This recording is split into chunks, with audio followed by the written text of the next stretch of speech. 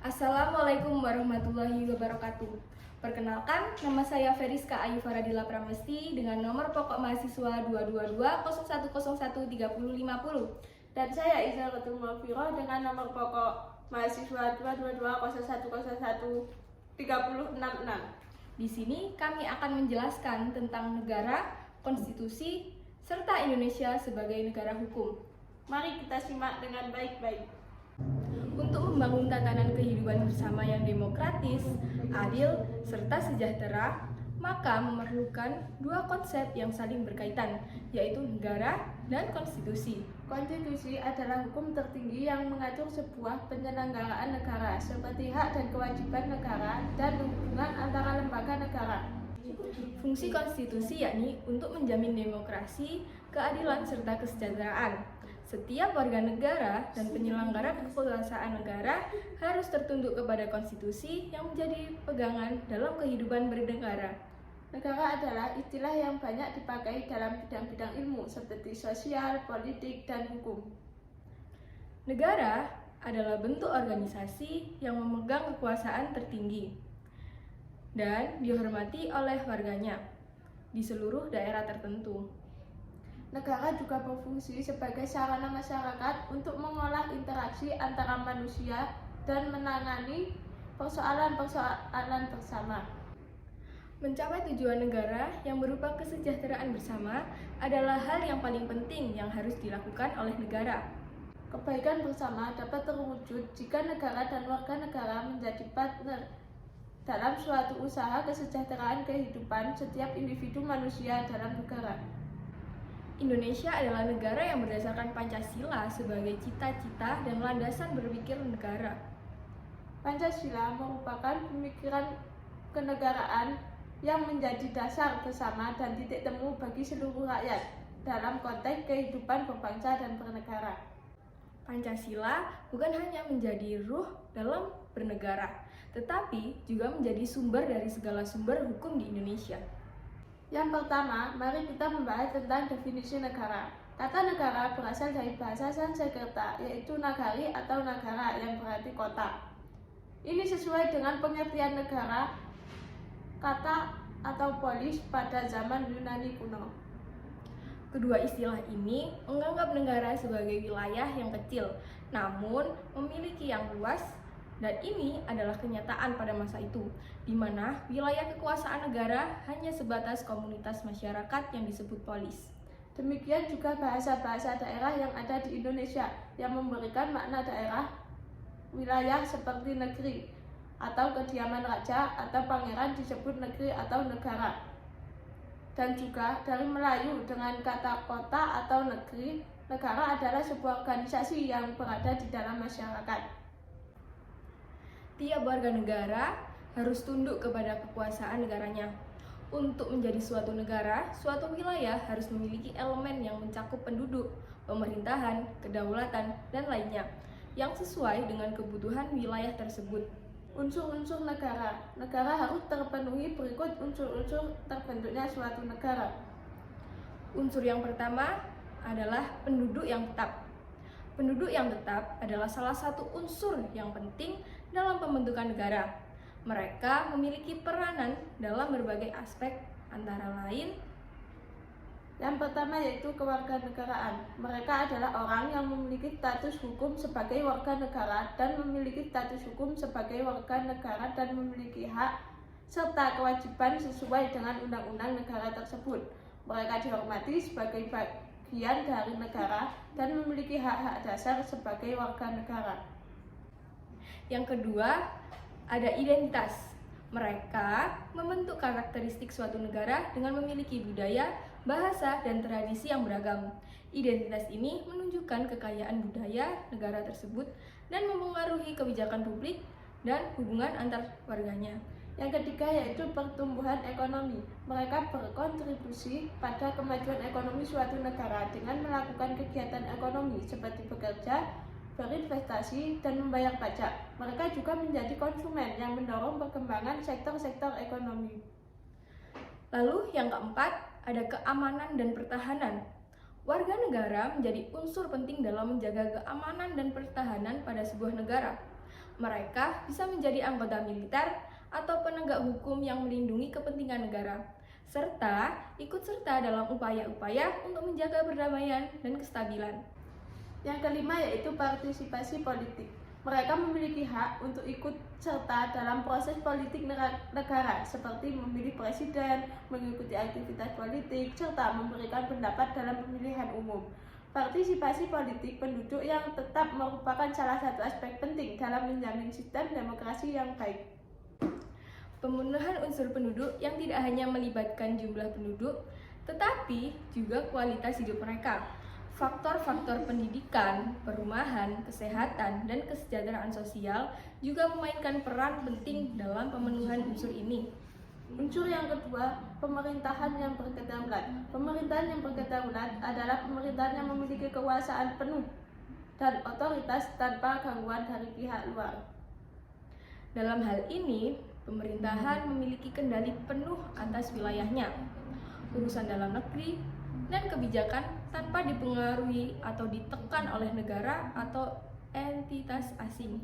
Kedaulatan negara memiliki hak untuk mengurus dirinya sendiri tanpa investasi eksternal. Pemerintahan yang berdaulat memiliki kewenangan untuk membuat undang-undang, mengurus urusan dalam negeri, menjalankan kebijakan luar negeri, serta menjaga keamanan wilayahnya tanpa bergantung pada negara lain. Namun, perlu dicatat bahwa dalam era globalisasi, pemerintahan yang berkedaulatan seringkali harus menghadapi tantangan yang melibatkan kerjasama internasional dan ketergantungan ekonomi global. Akibatnya, prinsip berdaulat dapat memiliki beberapa batasan dalam pelaksanaannya. Suatu pemerintah dapat dikatakan berkedaulat jika memenuhi kriteria berikut. Yang pertama, mempunyai wilayah yang jelas dan diakui oleh negara lain. Yang kedua, mempunyai penduduk yang tinggal di wilayahnya. Yang ketiga, mempunyai pemerintahan yang berdaulat. Yang keempat, mempunyai sistem hukum yang berlaku di wilayahnya. Yang kelima, memiliki kemampuan untuk mempertahankan kedaulatannya.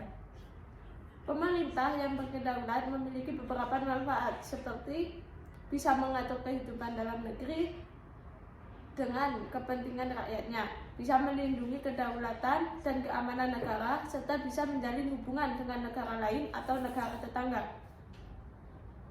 Pemerintahan yang berdaulat merupakan syarat penting untuk mewujudkan negara yang maju dan sejahtera. Unsur yang ketiga adalah wilayah yang pasti. Wilayah yang pasti merupakan wilayah yang mempunyai batas-batas yang jelas dan dapat diidentifikasi. Wilayah ini dapat berupa daratan, perairan, dan udara. Wilayah yang pasti berfungsi sebagai tempat tinggal dan sumber daya bagi penduduk suatu negara. Batas-batas wilayah suatu negara harus diakui oleh negara lain. Pengakuan oleh negara lain seperti untuk memastikan bahwa wilayah suatu negara tidak diklaim oleh negara tetangga maupun negara bukan tetangga. Wilayah negara tidak harus mempunyai luas minimal, tapi diharuskan mempunyai kemampuan untuk menampung penduduk dan pemerintah yang berdaulat. Wilayah negara juga tidak diharuskan bebas dari sengketa batas dengan negara lain, asalkan sengketa tersebut tidak mengancam eksistensi negara tersebut. Dengan adanya wilayah yang pasti, sebuah negara dapat menjalankan fungsinya sebagai negara yang berdaulat. Unsur yang keempat yaitu kemampuan untuk mengadakan hubungan dengan negara lain. Kemampuan untuk menjalin hubungan dengan negara lain disebut juga rekognisi. Rekognisi dapat dilakukan secara de facto dan de jure. Rekognisi de facto adalah pengakuan secara nyata bahwa suatu negara memiliki kedaulatan dan hak untuk menjalin hubungan dengan negara lain. Rekognisi de jure adalah pengakuan secara formal bahwa suatu negara memiliki kedaulatan dan hak untuk menjalin dengan hubungan sama negara lain. Rekognisi penting bagi suatu negara karena beberapa alasan, yaitu yang pertama, meningkatkan legitimasi suatu negara. Yang kedua, memudahkan suatu negara untuk menjalin hubungan dengan negara lain. Yang ketiga, meningkatkan kerjasama dengan negara lain. Yang keempat, meningkatkan keamanan dan stabilitas suatu negara. Contoh dari rekognisi seperti Indonesia mendapatkan rekognisi de facto dari negara-negara lain pada tahun 1945 setelah proklamasi kemerdekaan Indonesia. Indonesia memiliki pendapat rekognisi de jure dari negara-negara lain pada tahun 1949 setelah konferensi meja bundar.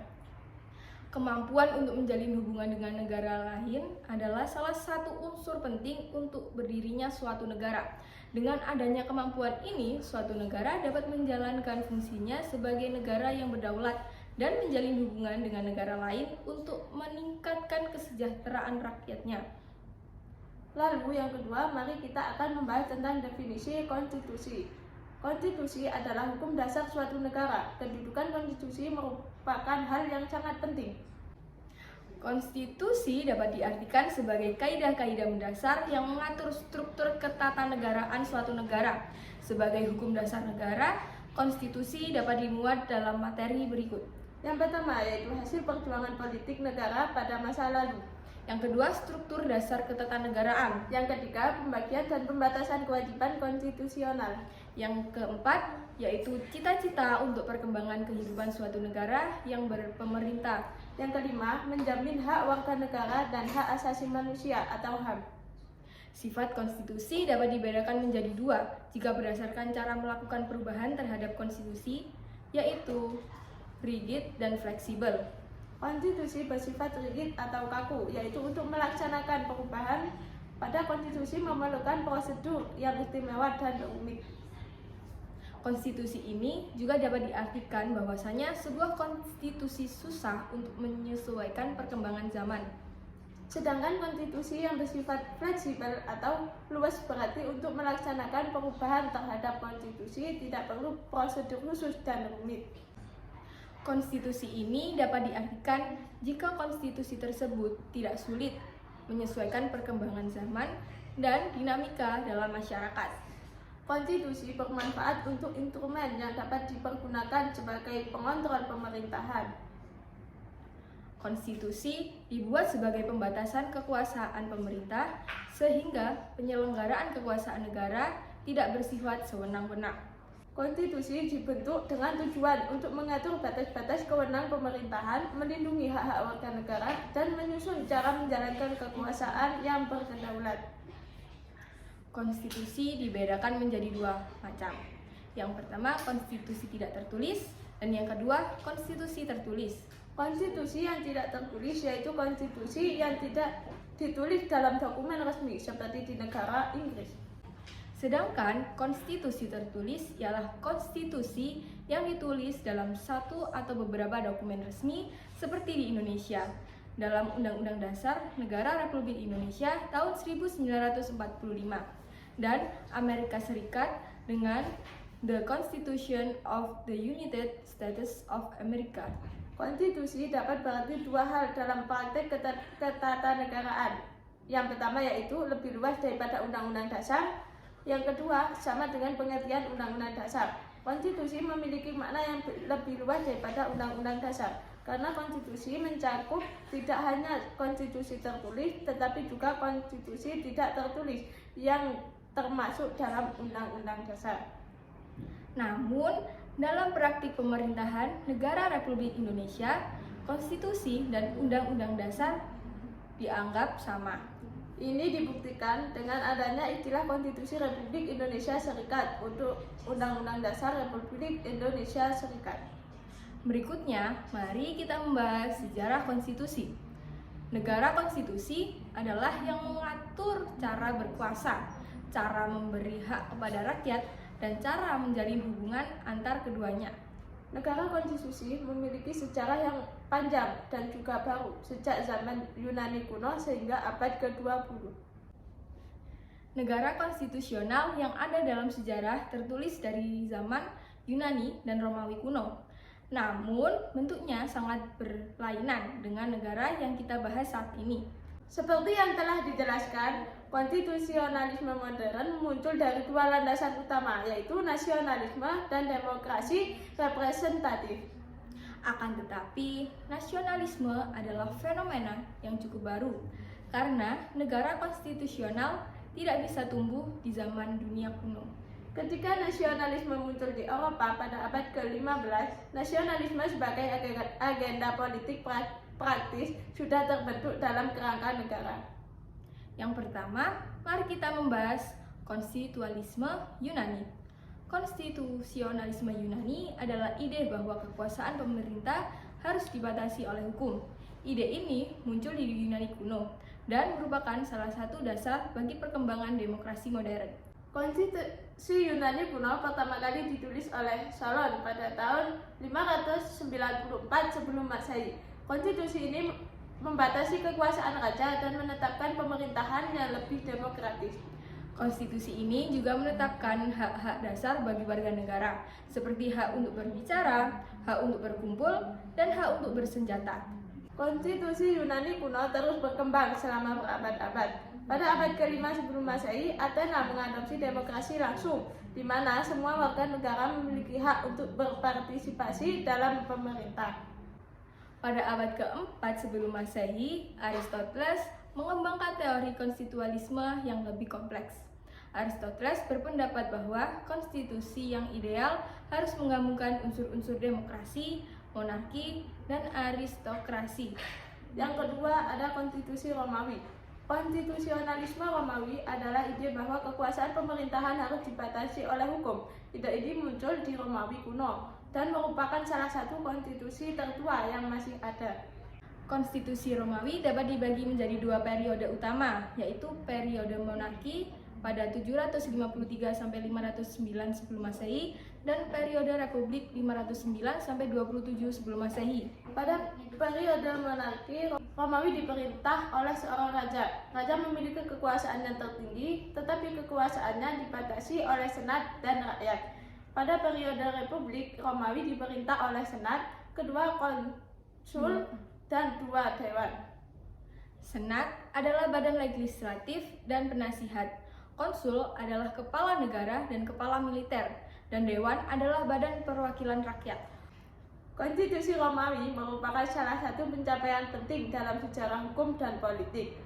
Konstitusi ini telah menjadi dasar bagi perkembangan demokrasi dan konstitusionalisme modern. Yang ketiga, ada konstitusionalisme di abad pertengahan. Konstitusionalisme di abad pertengahan adalah ide bahwa kekuasaan pemerintah harus dibatasi oleh hukum dan hak-hak dasar bagi warga negara harus dilindungi. Ide ini muncul di Eropa pada abad ke-13 dan berkembang pesat selama abad ke-14 dan 15. Yang keempat, ada konstitusionalisme di Inggris. Konstitusionalisme adalah konsep bahwa pemerintah harus tunduk pada hukum dan menghormati hak-hak dasar warga negara. Konsep ini berkembang secara bertahap di Inggris selama ratusan tahun dan menjadi salah satu landasan bagi demokrasi modern. Ide bahwa pemerintahan harus dibatasi oleh hukum dan hak-hak dasar bagi warga negara adalah ide yang paling penting bagi demokrasi modern. Yang kelima, konstitusionalisme nasional pada abad ke-19. Konstitusionalisme adalah ide bahwa pemerintah harus patuh pada hukum dan menghargai hak-hak dasar warga negara. Ide ini muncul di Eropa dan Amerika Serikat pada abad ke-19 dan menjadi salah satu faktor yang menyebabkan revolusi dan kemerdekaan nasional. Konstitusionalisme nasional pada abad ke-19 telah menjadi salah satu dasar bagi demokrasi modern. Yang keenam, ada konstitusionalisme dan Perang Dunia I. Konstitusionalisme memiliki hubungan yang kompleks dengan Perang Dunia I. Di satu sisi, konstitusionalisme dapat menjadi penyebab perang karena beberapa negara Eropa memiliki sistem politik yang rapuh dan tidak efektif yang dapat meningkatkan resiko konflik. Di sisi lain, konstitusionalisme juga dapat menjadi penyelesaian perang karena banyak negara Eropa mengubah konstitusi mereka menjadi lebih demokratis dan bertanggung jawab yang dapat mendorong mereka untuk menyelesaikan masalah secara damai. Berikutnya, ayo kita membahas prinsip-prinsip negara hukum. Indonesia menganut negara hukum yang bersifat substantif yang terlihat dari alinea keempat pembukaan Undang-Undang Dasar 1945 1945. Selain itu, landasan lain yang menunjukkan bahwa Indonesia merupakan negara hukum adalah pasal 33 dan 34 bab 14 Undang-Undang Dasar 1945 tentang perekonomian negara dan kesejahteraan sosial yang menyatakan bahwa negara ikut serta dan bertanggung jawab atas perekonomian negara dan kesejahteraan rakyat. Makna negara Indonesia sebagai negara hukum dinamis, esensinya adalah hukum nasional Indonesia harus tampil akomodatif, adaptif, dan progresif. Akomodatif berarti dapat mengakomodasikan, menampung keinginan masyarakat yang berubah-ubah. Makna hukum seperti ini menunjukkan perannya sebagai penjaga, pelindung masyarakat. Adaptif berarti dapat menyesuaikan diri dengan dinamika perkembangan zaman, sehingga tidak ketinggalan zaman. Progresif berarti selalu berorientasi memajukan perspektif masa depan. Makna hukum seperti ini menunjukkan kemampuan hukum nasional untuk tampil dalam praktiknya melunakkan kekuatan-kekuatan dogmatika. Hukum dapat menciptakan kebenaran dan keadilan bagi setiap anggota masyarakat. Prinsip negara hukum adalah prinsip pokok yang menata hubungan antara negara, pemerintah, dan warga negara sesuai dengan hukum. Prinsip ini memastikan bahwa semua pihak patuh pada hukum yang adil, konsisten, dan dapat dijangkau oleh semua orang. Prinsip ini juga menjaga hak asasi manusia dan mencegah penyalahgunaan kekuasaan.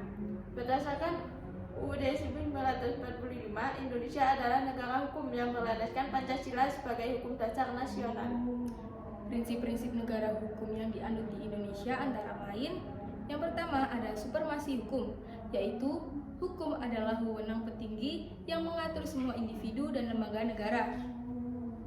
Yang kedua, keadilan, yaitu hukum harus adil dan berlakukan dengan cara yang adil kepada semua individu tanpa memandang status sosial, ekonomi, ataupun politik. Yang ketiga, ada keterbukaan dan aksesibilitas, yaitu hukum harus jelas, mudah diakses, dan dapat dimengerti oleh semua orang. Proses hukum juga harus terbuka untuk umum. Yang keempat, perlindungan hak asasi manusia, yaitu negara hukum harus melindungi hak asasi manusia dan menghindari tindakan semena-mena terhadap individu. Yang kelima, tidak ada hukum tanpa hukum, yaitu individu hanya dapat dihukum jika melanggar hukum yang sudah ada dan ditetapkan dengan jelas sebelumnya. Yang keenam, sistem konstitusi, yaitu pemerintah berdasar atas sistem konstitusi atau hukum dasar dan tidak bersifat absolut atau kekuasaan yang tidak terbatas. Yang ketujuh, yaitu kedaulatan rakyat atau prinsip demokrasi, yaitu pemerintah berasal dari rakyat dan bertanggung jawab kepada rakyat. Rakyat berhak untuk berpartisipasi dalam proses pembuatan kebijakan publik. Yang kedelapan yaitu kesamaan kedudukan dalam hukum dan pemerintahan, yaitu semua warga negara memiliki kedudukan yang sama di depan hukum dan pemerintahan.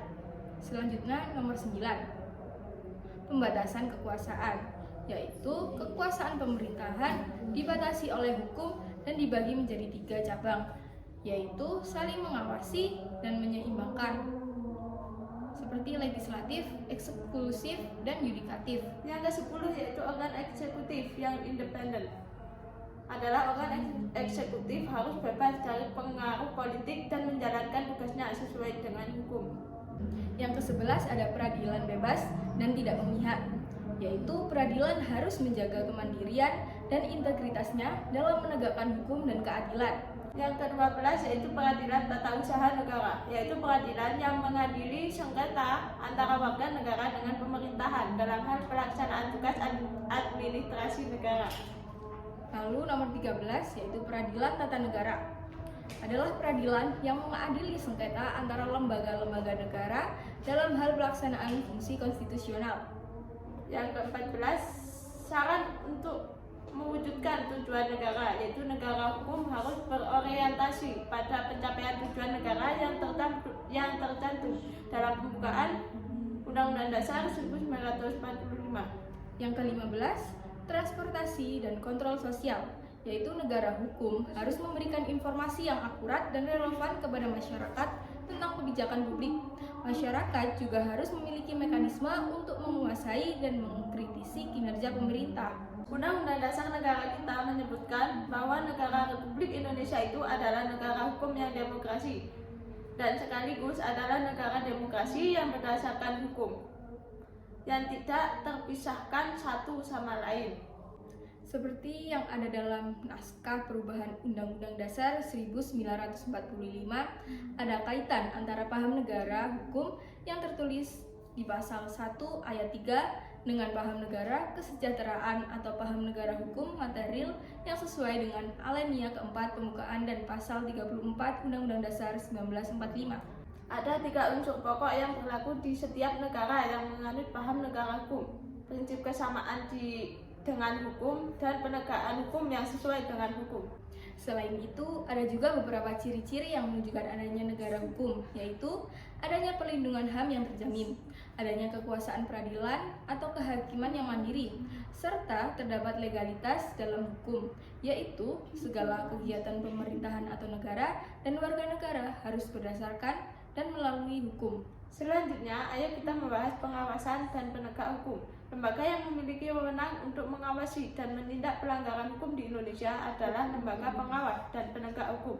Lembaga ini sangat penting dalam menjalankan fungsi ketertiban dan keamanan serta penegak hukum di masyarakat. Yang pertama ada lembaga pengawas, adalah lembaga yang bertanggung jawab untuk mengawasi kepatuhan terhadap hukum dan peraturan di bidang tertentu. Lembaga ini berfungsi untuk mencegah terjadinya pelanggaran hukum dan peraturan. Beberapa lembaga pengawas di Indonesia antara lain: yang pertama adalah Otoritas Jasa Keuangan atau OJK yang mengawasi sektor keuangan. Yang kedua ada Badan Pengawas Pasar Modal dan Lembaga Keuangan atau BAPEPAM LK yang mengawasi sektor pasar modal. Yang ketiga yaitu Badan Pengawas Obat dan Makanan atau BPOM yang mengawasi sektor obat dan makanan. Yang keempat ada Komisi Pengawasan Persaingan Usaha atau KPPU yang mengawasi sektor persaingan lembaga. Yang selanjutnya yaitu Lembaga Penegakan Hukum, adalah lembaga yang bertanggung jawab untuk menindak pelaku pelanggaran hukum dan peraturan. Lembaga ini berfungsi untuk memberikan sanksi kepada pelaku pelanggaran hukum. Beberapa lembaga penegak hukum di Indonesia antara lain: yang pertama ada kepolisian yang bertugas untuk menyelidiki dan menangkap pelaku tindak pidana. Yang kedua yaitu adanya kejaksaan yang bertugas untuk melakukan penuntutan terhadap pelaku tindak pidana. Yang ketiga, Mahkamah Agung yang bertugas untuk mengadili perkara pidana dan perdata. Yang keempat yaitu adanya Komisi Yudisial yang bertugas untuk mengawasi kinerja hakim. Selanjutnya, kerjasama antara lembaga pengawas dan penegak hukum. Lembaga pengawas dan penegak hukum memiliki hubungan yang saling mendukung. Lembaga pengawas berfungsi untuk mencegah terjadinya pelanggaran hukum, sedangkan lembaga penegak hukum berfungsi untuk memberikan sanksi kepada pelaku pelanggaran hukum.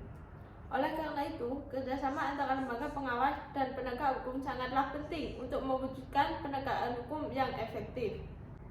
Beberapa kerjasama antara lembaga pengawas dan penegak hukum di Indonesia antara lain: yang pertama yaitu kerjasama antara OJK dan kepolisian dalam menangani kasus investasi bodong.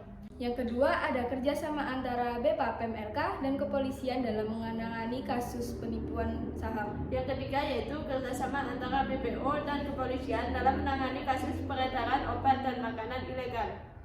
Kerjasama antara lembaga pengawas dan penegak hukum dapat dilakukan dalam berbagai cara, antara lain pertukaran informasi, koordinasi dalam pengawasan tugas, dan membentuk tim gabungan. Kerjasama ini diharapkan dapat meningkatkan efektivitas penegak hukum di Indonesia. Selanjutnya, peran hukum dalam masyarakat. Hukum memegang peranan penting dalam masyarakat. Hukum berperan sebagai alat untuk mengatur kehidupan bermasyarakat, menjaga hak asasi manusia, menciptakan keadilan, alat untuk merealisasikan pembangunan, alat untuk meningkatkan kesejahteraan masyarakat, serta alat untuk menjaga kedaulatan negara. Ini adalah beberapa peran dalam hukum masyarakat. Yang pertama yaitu mengatur ketertiban dan keteraturan masyarakat. Hukum berperan sebagai alat kontrol untuk mengatur ketertiban dan keteraturan masyarakat. Hukum menetapkan norma-norma yang harus dipatuhi oleh setiap anggota masyarakat. Dengan adanya hukum, setiap orang akan tahu apa yang diperbolehkan dan tidak diperbolehkan. Hal ini akan menghindari terjadinya bentrokan dan pertikaian antara anggota masyarakat. Yang kedua, menjaga hak asasi manusia. Hukum berperan untuk menjaga hak asasi manusia. Hak asasi manusia adalah hak pokok yang dimiliki oleh setiap orang yang tidak dapat dikurangi atau dicabut oleh siapapun. Hukum menetapkan hak-hak tersebut dan melindunginya dari pelanggaran. Yang ketiga yaitu menciptakan keadilan. Hukum berperan untuk menciptakan bagi setiap orang. Hukum menetapkan hukum bagi pelanggaran hukum. Hukum tersebut bertujuan untuk memberikan rasa keadilan bagi korban dan menghindari terjadinya pelanggaran hukum di masa depan. Yang keempat, alat untuk merealisasikan pembangunan. Hukum dapat mengatur aktivitas-aktivitas pembangunan seperti pembangunan infrastruktur, pembangunan ekonomi, serta pembangunan sosial. Yang kelima yaitu alat untuk meningkatkan kesejahteraan masyarakat. Hukum dapat berperan sebagai alat untuk meningkatkan kesejahteraan masyarakat. Hukum dapat mengatur kebijakan-kebijakan yang dapat meningkatkan kesejahteraan masyarakat seperti kebijakan ekonomi, kebijakan sosial, dan kebijakan kesehatan. Apa saja sih konstitusi yang pernah berlaku di Indonesia? Di Indonesia, konstitusi sering disebut dengan Undang-Undang Dasar. Undang-Undang Dasar 1945 adalah konstitusi resmi yang berlaku di negara Republik Indonesia. Undang-Undang Dasar 1945 termasuk dalam jenis konstitusi yang tertulis. Selain itu, ada juga konstitusi yang tidak tertulis atau berupa konferensi. Misalnya, sambutan Presiden Republik Indonesia setiap tanggal 16 Agustus. Konstitusi atas konstitusi yang berlaku dan pernah diberlakukan di Indonesia antara lain yang pertama, Undang-Undang Dasar sementara 1945 original. Yang kedua, Undang-Undang Dasar sementara 1945 Produk Maklumat Nomor 10. Yang ketiga, Undang-Undang Dasar sementara RIS atau Republik Indonesia Serikat. Yang keempat, Undang-Undang Sementara Republik Indonesia tahun 1950. Yang kelima, Undang-Undang Dasar 1945 pasca dari 5 Juli 1959 era Soekarno. Yang keenam, Undang-Undang Dasar 1945 era Soeharto atau era Orde Baru. Yang ketujuh, Undang-Undang Dasar 1945 pasca Orde Baru atau era Habibie. Yang kedelapan, Undang-Undang Dasar 1945 Produk Amandemen 1 atau era Abdurrahman Wahid Megawati Soekarno Putri. Yang kesembilan yaitu Undang-Undang Dasar 1945 Produk Amandemen 4. Di dunia modern, fungsi konstitusi negara-negara demokrasi pada hakikatnya adalah untuk menjamin bahwa para pemegang tumpuk kekuasaan tidak menyalahgunakan kekuasaan mereka. Konstitusi merupakan sebuah peraturan hukum yang mendasar yang mengatur tugas-tugas dan organisasi kekuasaan negara serta mengatur hubungan hukum negara terhadap masing-masing warga negara. Negara-negara hukum yang berlandaskan konstitusi juga tidak selalu terlepas dari ketegangan yang terdapat antara konstitusi tertulis yang relatif statis dengan kenyataan politik, ekonomi, dan sosial yang dinamis dan kerap kali berubah-ubah. Ketegangan ini hanya dapat dijaga seminim mungkin atau dikurangi jika aturan-aturan konstitusi tertulis memiliki cukupan yang relatif halus, fleksibel, dan terbuka terhadap penyesuaian pada kenyataan politik yang selalu berubah-ubah. Satu kemungkinan terbuka untuk mencapai hal itu yaitu dengan adanya perubahan konstitusi secara informal yang antara lain mencakup interpretasi konstitusi melalui Mahkamah Konstitusi. Agar maksud tersebut dapat tercapai, maka pada umumnya diperlukan prosedur resmi di hadapan Mahkamah Konstitusi, yang mana prosedur tersebut memberikan landasan bagi kemungkinan penafsiran konstitusi dari sudut pandang baru.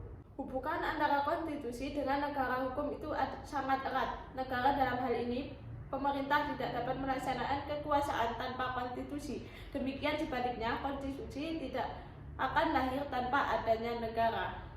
Sekian dari kami. Apabila ada salah kata atau tingkah laku, kami mohon maaf yang sebesar-besarnya. Wassalamualaikum warahmatullahi wabarakatuh.